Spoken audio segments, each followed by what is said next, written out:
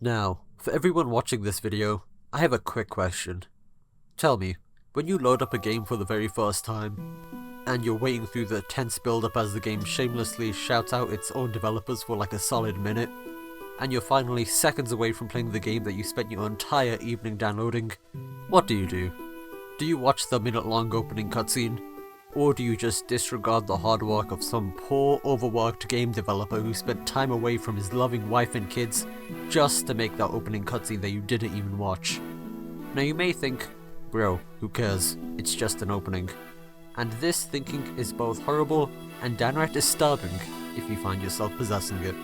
Now before I go on to ramble about yet another very random and pointless thing in Fire Emblem that nobody cares about, I should probably mention that I'm not talking about the intro cutscene which plays at the start of every playthrough, but rather, I'm talking about the opening cinematic that you get from before you reach the game's title screen.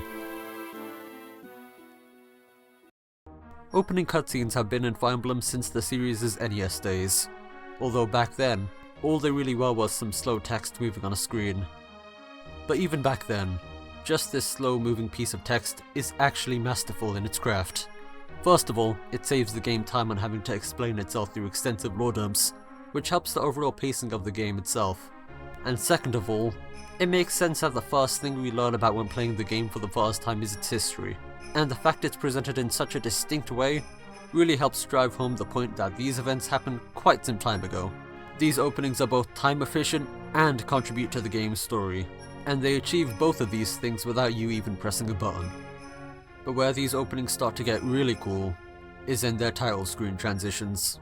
As rather than a generic fade to black that other games have, we get actual screen transitions. Either that be flashes of lightning from Mystery of the Emblem, or Tefrin quite literally calling into the game's title, as the rest of the game's background unravels itself like a scroll in Genealogy of the Holy War. This pattern of making the game's title screen piece itself together like a sentient jigsaw puzzle really adds to the majesticness of these games' openings. These opening cutscenes also hold some other neat and minute details as well. Like, did you know that there's one frame in Sacred Stones' opening where you can see the final boss of the game? And may I remind you that one frame is actually 1/60th of a second, so they really made sure the detail was hard to find. Now although this quite frankly blew the mind of 14-year-old me when he found out about it, it doesn't even come remotely close to what Genealogy of the Holy War does. You see, usually Fire Emblem games have gameplay demos that play after the opening, which shows off the various classes in the game and such. But in Genealogy of the Holy War, the gameplay demo actually holds its own secrets and unlockables in the form of extra scenes and dialogue that range from cute character interactions to actual important story moments that don't even appear in the main game story. And guess what? You unlock these scenes based on how many times you've beaten this 50+ hour long game. And might I add that there's literally no indication that tells you of the existence of these extra scenes, so you quite literally had to find out about them yourself by randomly coming across them online, or just letting your game play on for longer than usual for some reason. Fun little obscure secrets like this prove that whoever was making these opening cutscenes wasn't just ticking off boxes off a checklist, but they actually had a passion for what they were making. Sadly, from Sacred Stones onwards, gone were the 5 lines of dialogue on screen that gave meaning to my life, and instead, we have the game's cutscenes reused, with a totally epic soundtrack going on in the background. By the time of the 3DS era, title screen transitions were also gone, and now these opening cinematics just do a straight fade to black instead. It is worth knowing that there is one exception to this trend of every game's opening slowly degrading into a bad anime AMV, and that exception was Shadows of Valentia.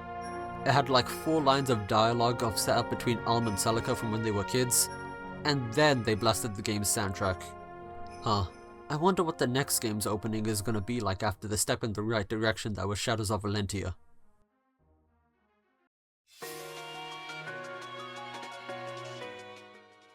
Oh no. They made the game's opening into bad anime J-pop. Yeah, Fire Emblem has always looked anime at times. So what's weird with a traditional anime opening, you may ask?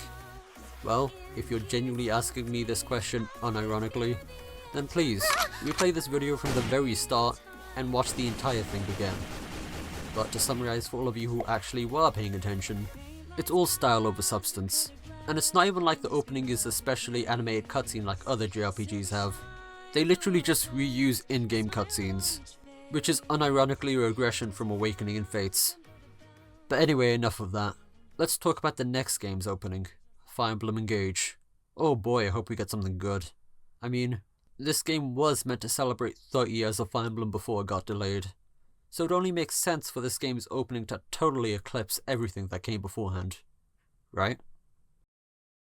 Rise from 1,000 years ago, shaking off a hazy dream. Oh. Oh no. Oh my god. Oh my god, please, no! Just go back to being a crappy anime J-pop AMV. What the hell is this? There's no lore, there's no title screen transitions, there's no actual care or thought beyond the spectacle. And considering the fact that everyone hated this game's art style when it was announced, and said that the main character looked like a bottle of toothpaste, it's safe to say that the spectacle also sucks. We went from sly pieces of exposition to straight up aggravated assault against my eardrums. Saturday morning cartoon my ass. This opening just straight up makes me want to shoot someone. And no amount of irony or the game not taking itself seriously can ever make this genuine cringe fest ever okay.